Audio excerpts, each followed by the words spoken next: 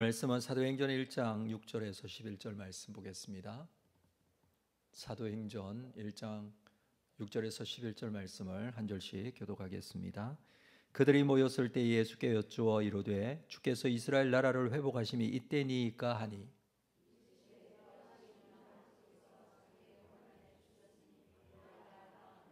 오직 성령이 너희에게 임하시며 너희가 권능을 받고 예루살렘과 온 유대와 사마리아와 땅끝까지 이르러 내 증인이 되리라 하시니라.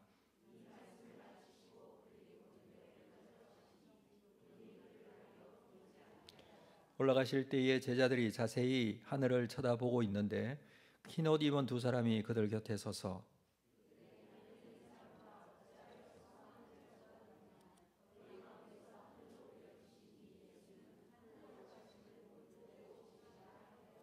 아멘 할렐루야. 네, 오늘도 금요기도에 나오신 모든 분들 주의 이름으로 환영합니다.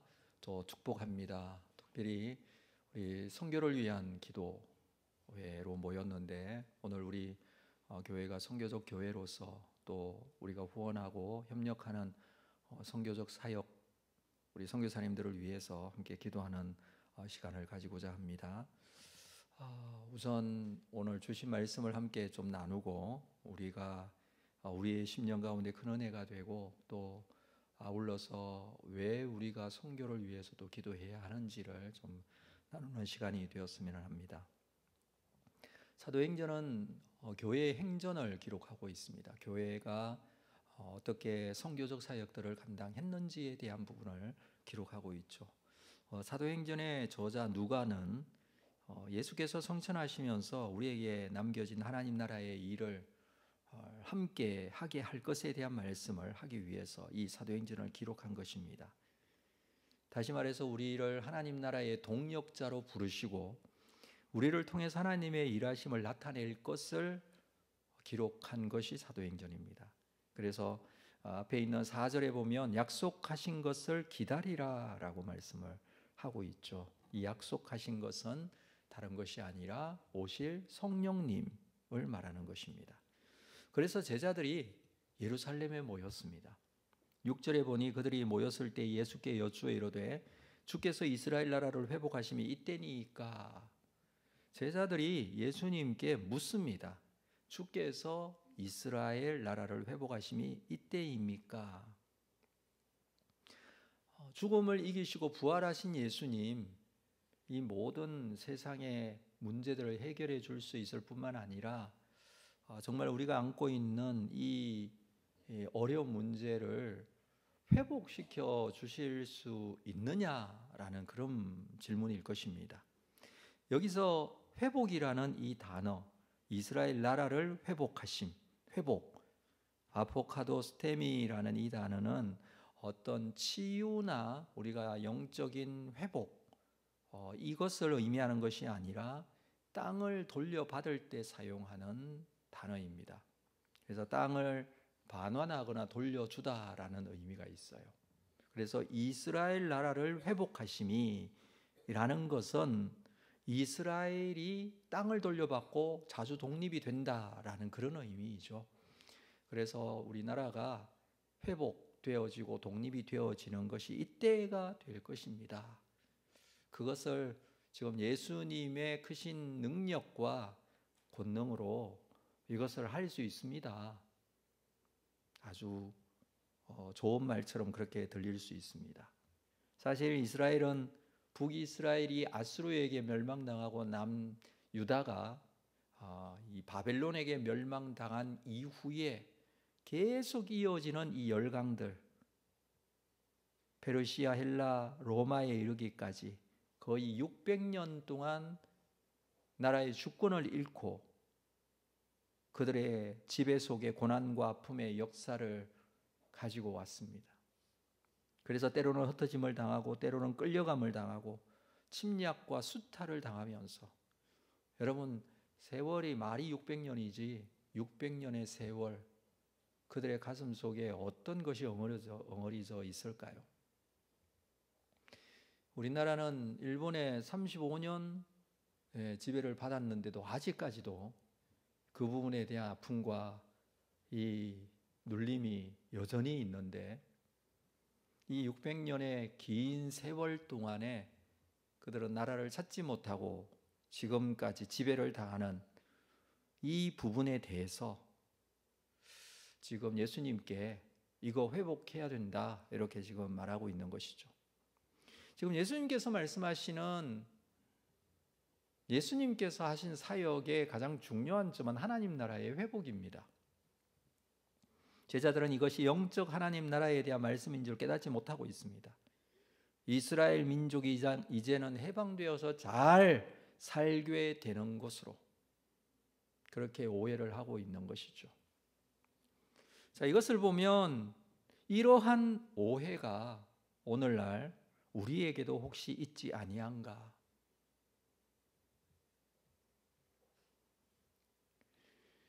우리의 열심히 있는 신앙생활 속에 이러한 제자들이 말하고 있는 회복, 이것이 가장 우선이 되고 이것만을 바라고 있지는 않는가? 라는 것입니다. 영적인 것보다 우선되는 현실적인 문제 때문에 신앙의 색깔은 온통 물질적인 것으로 바꾸어 놓고 있지는 않는가? 우리가 우리 자신들을 돌아보아야 합니다. 나는 왜 기독교를 믿고 기독교인인가? 우리가 정말 깊이 있게 고민해 봐야 합니다. 이 속에 정말 오해한 동기는 없는가를 살피시는 이 선교를 위한 기도의 시간이 되었으면 좋겠습니다. 이러한 잘못된 오해에 근거한 질문 때문에 예수님께서 이런 대답을 하셨어요. 7절 말씀, 이르시되 때와 시기는 아버지께서 자기의 권한에 두셨으니 너희가 알 바 아니야. 때와 시기, 그것은 아버지께서 자기의 권한을 두신 것이다. 이스라엘의 회복, 그 자주 독립을 할 수 있는 때, 그건 알 수 없다라는 것입니다. 때라는 단어는 크로노스라는 헬라어 단어를 쓰고 시기는 카이로스라는 헬라어 단어를 쓰고 있습니다. 두 단어가 비슷한 듯 시간이라는 의미로 사용되어지기는 하지만, 그러나 그 가지고 있는 뜻에 대한 의미는 완전히 반대이죠. 예를 들어서 지금 시계가 지금 몇 시입니까, 여러분? 모르죠. 제가 가르쳐 드릴게요. 9시 반입니다. 이것이 크로노스의 시간입니다. 물리적 시간, 일반적 시간을 말하죠. 그런데 우리가 이 시간 금요기도회로 모였고 선교를 위한 특별 금요기도회로 모였습니다. 오늘 선교를 위해서 기도하고 선교사님들을 위해서 기도하고 특별한 시간을 가지면서 여러분, 오늘 정말 선교를 위해서 기도하니 너무너무 은혜가 되고 좋다, 이런 게 느껴졌다면 그것은 카이로스의 시간이죠.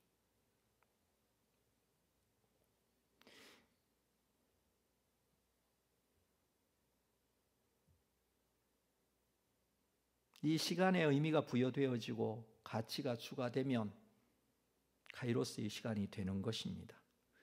때와 시기라고 했는데 이 때라는 크로노스의 시기는요, 사실 예수 그리스도 다시 오시는 마지막 때를 말합니다. 몇 년, 몇 월, 며칠, 몇 시, 몇 분일까요? 알 수 없습니다. 그래서 때와 시기는 알 수 없다고 말씀하실 때 이 때라는 의미는 그 물리적 시간, 분명히 그때가 있을 것입니다. 그런데 여러분, 우리 모두 여기 있는 모든 사람들이 그 크로노스의 그 시간, 물리적인 그 시간을 맞이할 수도 있겠지만 맞이하지 못하는 사람도 있을 수 있습니다. 개인적 종말의 때는 사람마다 다 다릅니다. 카이로스의 시간이에요. 그래서 때와 시기는 아버지께서 자기의 권한에 두셨으니 너희가 알 바 아니요. 이건 무슨 의미입니까? 책망하는 말씀이에요. 너희가 알 바 아니다, 이 말은 좋은 말이 아니에요. 책망의 말이에요. 요즘이나 그때나 사람들의 관심은 언제 마지막이 오는가, 언제 종말이 오는가, 거기에 대한 관심이 있을 것입니다. 그러나 예수님은 제자들에게 누누이 강조하시면서 거기에 관심을 갖지 말라고 하십니다. 거기에 관심을 가질 것이 아니다. 나도 그때 모른다. 하나님 아버지만 아신다고 그럽니다. 그러나 대신 오늘을 충실히 살라, 그 말씀을 하시는 거예요. 그냥 크로노스의 시간으로 흘려보내지 말고 순간순간 카이로스의 시간으로, 특별한 의미가 있는 그 시간으로 살아라 라는 것입니다. 특별한 의미가 있는 것은 이 세상의 많은 모든 사람들이 그냥 하듯이 먹고 자고 입고 하는 그런 자연적인 삶에서 벗어나 의미 있는 하나님 나라의 일을 위한 그 의미를 말씀하시는 것이죠. 그래서 이 시기는 너희가 알 바 아니지만 너희가 해야 할 것이 있다. 그게 뭐라고요? 8절 말씀이에요. 같이 한번 읽어볼까요? 다시 8절 같이 시작. 오직 성령이 너희에게 임하시면 너희가 권능을 받고 예루살렘과 온 유대와 사마리아와 땅끝까지 이르러 내 증인이 되리라 하시니라. 너희가 할 것은 내 증인이 되는 것이다. 그 말씀을 지금 하고 계시는 것이죠. 그냥이 아닙니다. 성령이 임하시면입니다. 오직 성령이 너희에게 임하시면 너희가 무엇을 받는다고요? 권능을 받고, 이 권능이라는 헬라어 말은 두나미스, 여기서 다이나마이트라는 단어가 나왔죠. 폭발적인 힘과 능력을 의미하는 단어입니다. 이 두나미스라는 단어는 몇 톤의 폭약이 터지는 위력을 말합니다. 여러분, 사람이 걸어서 가는 것과 차를 타고 가는 것은 엄청난 차이가 있죠. 동일한 거리를 가더라도. 26일 날 우리 캄보디아 선교를 가야 되는데 캄보디아 프놈펜까지 걸어서 간다고 생각해 보십시오. 말도 안 되는 일이죠. 5,316km더라고요. 제가 재보니까. 재보지는 않았고 기록을 보니까 5,300km 이상을 가야 되는데 비행기를 타고 가야 됩니다. 엄청난 차이가 있겠죠. 마찬가지예요. 성령이 임하시면 말할 수 없는, 상상할 수 없는 능력이 너희에게 임한다. 이게 성령이 너희에게 임하시면 너희가 권능을 받고 라는 의미예요. 성령이 임하시면 모든 것의 옛것이 순식간에 파괴되고 거기에 새로운 생명의 역사가 시작됩니다. 사도행전의 시작이었죠. 그래서 이 성령이 임한 사람은, 성령이 임한 교회는 역동성이 생겨나게 됩니다. 우리는 이 성령의 권능을 받아야 합니다. 교회가 성령에 붙들려 있는가, 붙들려 있지 않은가 어떻게 구별합니까? 그냥 하던 대로 대충 하고 그냥 피곤하니까 대충 하고 넘어가는 그런 모습이라면 성령이 없습니다. 드려지는 예배가, 불려지는 찬송이, 기도하는 모습이 성령과 함께하면 다르게 나타납니다. 오늘 이 자리에 함께한 성도 여러분, 성령의 권능을 받으시기를 바랍니다. 8절을 다시 보면 오직 성령이 너희에게 임하시며 너희가 권능을 받고 예루살렘과 온 유대와 사마리아와 땅끝까지 이르러 내 증인이 되리라. 순서가 있어요. 예루살렘에서부터 시작하여 유대와 사마리아 땅끝까지 가야 합니다. 그런데 그것은 예루살렘에서 시작이 됩니다. 예루살렘에서 유대, 사마리아 땅끝 순서가 있는데 예루살렘에서부터 시작된다는 것은 나의 주변에서, 나의 생활에서부터 시작이 된다는 의미예요. 증인이 되는 것은 내가 있는 자리에서부터 시작이 되는 것이지 땅끝에 가서만 되는 것도 아니고 다른 곳에 가서 전도하러 가서만 되는 것도 아니에요. 가는 게 너무너무 중요한데, 그런데 그것은 어디서부터 시작이 되냐면 여기서부터 시작이 된다는 것입니다. 우리가 하는 행동, 우리가 섬기는 모습, 또는 우리가 이 시간 기도하는 이 순간부터 그리스도의 증인의 삶을 살기 시작하는 것이죠. 자, 이어지는 말씀을 보겠습니다. 9절, 이 말씀을 마치시고 그들이 보는 데 올려져 가시니 구름이 그를 가리어 보이지 않게 하더라. 예수 그리스도께서 이 말씀하시고 8절에 이 말씀하시고 승천하시는 그런 모습을 보여주고 있습니다. 10절 말씀, 올라가실 때 제자들이 자세히 하늘을 보고 있는데 흰 옷 입은 두 사람이 그들 곁에 서서. 자, 하늘로 제자들이 하늘을 쳐다보고 있습니다. 예수님이 승천하시는 장면이에요. 놀라운 일 아닙니까? 이것을 본다는 것 자체가 얼마나 경이로운 일이고 신비로운 일입니까? 그때에 흰 옷 입은 두 사람이 그들 곁에 서 있습니다. 흰 옷 입은 두 사람이 누굴까요? 아마 천사인 것 같아요. 누군지 확실치 않지만 천사인 것 같아요. 근데 이렇게 말합니다. 11절에 이르되 갈릴리 사람들아, 제자들을 향하여 이렇게 말합니다. 여기 있는 사람들 모두 제자들이에요.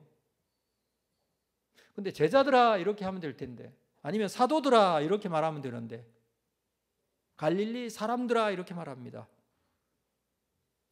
왜 제자들아 혹은 사도들아 하지 않고 갈릴리 사람들아라고 할까요? 아직 성령을 받지 못했기 때문에, 아직 보냄을 받지 못했기 때문에. 성령을 받지 못하면 철저한 육의 사람입니다. 영의 사람이 아니죠. 성령을 받지 못하면 그리스도인이 아닙니다. 왜냐하면 예수 그리스도를 주라 시인하면 성령이 우리 가운데 오시기 때문에 그렇습니다. 이 성령이 임해야 모든 의식에서부터 새로워지는 것이죠. 그런데 이 갈릴리 사람들아, 갈릴리는 굉장히 현실적이고 자연적이고 일차적인 그런 부름이에요. 이 사람들 다 갈릴리 사람들이에요. 그런데 갈릴리 사람들이라는 이 말 속에는 그들의 연약함과 부족함, 그들의 본전, 그 밑바닥까지 다 드러내는 그런 말일 것입니다. 산골짜기 사람들아 뭐 이런 의미예요. 갈릴리 사람들아, 이 유대 이때 당시에 유대 사람들의 이 언어적 습성에 의하면 갈릴리 사람들아 이건 그렇게 좋은 의미로 높여주는 그런 의미는 아니에요. 그들의 출신과 배경, 그것이 너희들이 갈릴리 사람 아니냐 이 말이에요. 그러나 성령이 임하시면, 하나님이 함께 하시면 너희가 권능으로 살아가게 될 것을 지금 말씀하고 계시는 것이죠. 그래서 이렇게 말합니다. 어찌하여 서서 하늘을 쳐다보느냐? 어찌하여 서서 하늘을 쳐다보고 있잖아요. 예수님 구름 가운데 가려지고 안 보여요. 계속 하늘만 보고 있는 거예요. 어찌하여 하늘을 쳐다보느냐? 두 번째 책망이에요. 이것도 책망의 말씀이에요. 하늘을 쳐다보고 있을 때가 아니다라는 것을 지금 말씀하고 있는 겁니다. 평생 잊지 못할 놀라운 광경, 부활하신 예수님을 만난 것도 대단한 것이지만 예수께서 승천하시는 장면 얼마나 위대한 모습입니까? 그것을 지금 보고 있는데 그렇다고 계속 그것만 보고 있을 수는 없어요. 앞으로 본 그대로 예수님이 다시 오실 것을 기억하고 그때를 기다리는 삶을 살아야 하는 것이죠. 그 기다리면 우리의 삶 속에 계속되어야 합니다. 예수님 다시 오실 때까지 살아가는 삶의 모습, 그 모습이 어떤 모습입니까?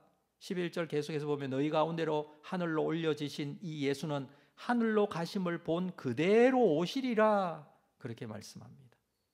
예수께서는 올려진 모습 그대로 오시리라, 다시 오신다고 합니다.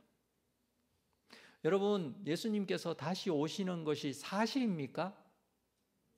이 사실을 믿으십니까? 만들어낸 얘기 아닐까요? 반드시 다시 오십니다. 그 날을 준비하고 사는 자들이 바로 이 제자들이었어요. 뿐만 아니라 오늘 예수 그리스도를 믿게 된 우리도 마찬가지죠. 우리도 그 날을 준비하고 살아야 하는 것이죠.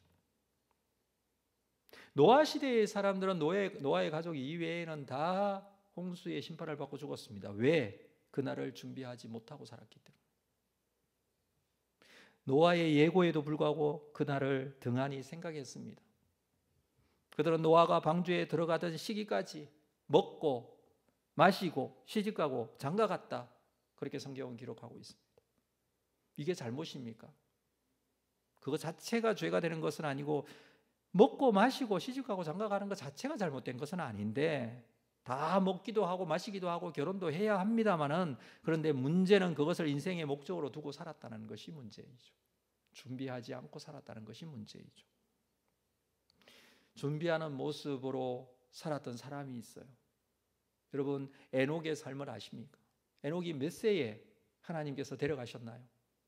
365년, 365세 하나님께서 데려가셨다고 성경은 기록하고 있습니다.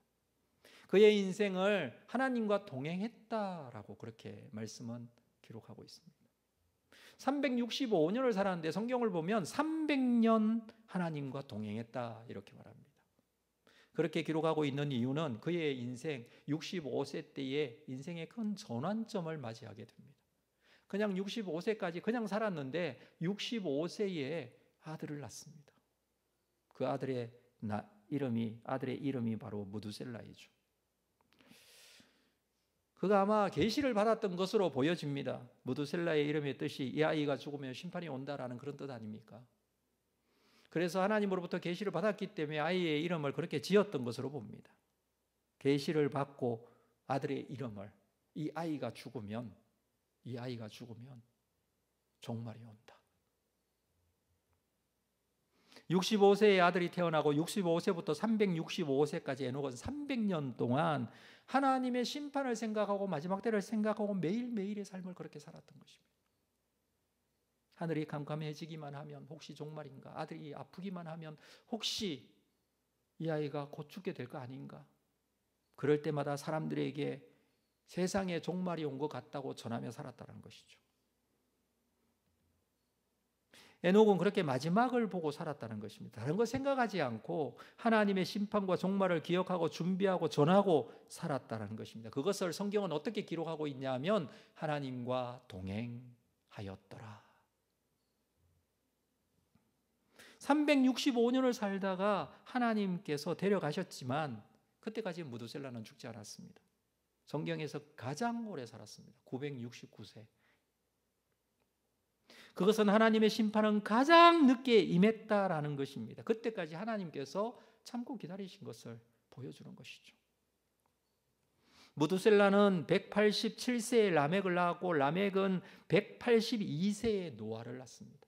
187, 182 더하면 369가 됩니다. 369. 그러니까 무두셀라가 태어난 지 369년이 지나고 노아가 태어났습니다. 그리고 노아의 나이 600세에 홍수가 있었습니다. 369 더하기 600은 969. 다시 말해서 무두셀라가 969세로 죽을 때에 노아의 홍수가 있었습니다. 말씀은 그대로 이루어졌죠. 이 아이가 죽으면 종말이 온다. 하나님께서는 노아의 홍수 후에 노아 언약으로 다시는 물로 심판하지 않으시겠다고 약속하셨습니다. 예수 그리스도를 통한 구원의 길을 여시고 구원받게 하셨습니다. 그리고 이것을 우리에게 전하도록 맡기셨습니다. 그것이 오늘 우리가 사도행전에서 읽고 있는 말씀입니다. 반드시 마지막 때가 올 것인데 노아의 때와 같이 이 세상이 끝나는 마지막 날이 이럴 것인데 그 마지막 때는 크로노스와 카이로스의 시간 두 가지 다를 포함합니다. 어떤 이에게는 크로노스의 시간까지, 또 어떤 이에게는 그때가 되기 전에 카이로스의 시간에, 그 마지막 때가 언제입니까?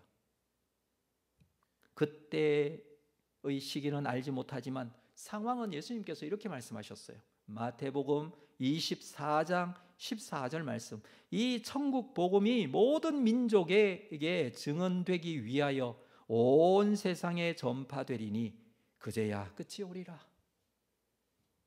종말과 복음 증거는 연결되어 있어요. 이게 다른 이야기가 아니에요. 그때를 소망하면서 복음적인 삶이 우리에게 필요하다. 그것을 지금 말씀해 주고 있습니다. 마지막 때는 반드시 있을 텐데 그때를 준비하면서 우리는 복음적인 삶을 살아가게 되는 것입니다. 이 복음적인 삶을 가진 성도들의 지체가 되어 모인 곳이 바로 교회예요. 선교는 개인이 선교사로 헌신하고 파송받고 선교사가 됩니다. 그렇지 않습니까? 우리가 알고 있는 선교사님 많지 않습니까? 그러나 모든 선교사는요, 파송을 받습니다. 누가 파송합니까? 교회가 파송합니다. 이유는 교회가 선교적 교회이기 때문에 그렇습니다. 교회의 사명은 예배와 선교입니다. 하나님을 예배하고 그 하나님께서 모든 사람을 구원받게 하기 원하신다는 사실을 알리고 복음을 전하는 것이 교회가 해야 할 일입니다. 하나님 나라를 바라보면서 하나님의 때가 이루어질 것에 대한 기대감을 가지고 우리의 인생에서 해야 할 가장 중요한 일, 내 인생에 있어서 그냥 크로노스의 시간만 보내는 것이 아니라 내 인생에 있어서 카이로스의 시간으로 특별한 의미가 담겨 있고 하나님께서 역사하시는 카이로스의 시간으로 주님의 교회가 이 사명 감당하는 증인의 삶을 사는 그런 주님의 교회가 될 수 있기를 주님의 이름으로 축복합니다. 이를 위해 준비하고 기도하고 선교적 삶을 사는 여러분들 모두 될 수 있기를 주의 이름으로 축복합니다. 기도하겠습니다. 하나님 아버지, 오늘 선교를 위한 기도회로 모여서 우리가 말씀 속에서 우리에게 남겨진, 우리에게 맡겨진 하나님 나라의 복음의 사역을 함께 보았습니다. 하나님 아버지, 주께서 우리에게 기도의 제목으로 주신 이 많은 기도의 제목을 가지고 주님 앞에 나아갑니다. 주께서 우리의 기도를 주장하시고 함께 하시고 인도하여 주시기를 원합니다. 주의 말씀하심에 순종하며 우리가 증인이 되리라고 말씀하신 주님의 말씀이 그대로 이루어지는 삶을 살 수 있도록 함께 하시고 주님의 교회가 증인으로서의 사명 감당하는 주님의 교회가 될 수 있도록 인도하여 주시옵소서. 예수님의 이름으로 기도합니다. 아멘.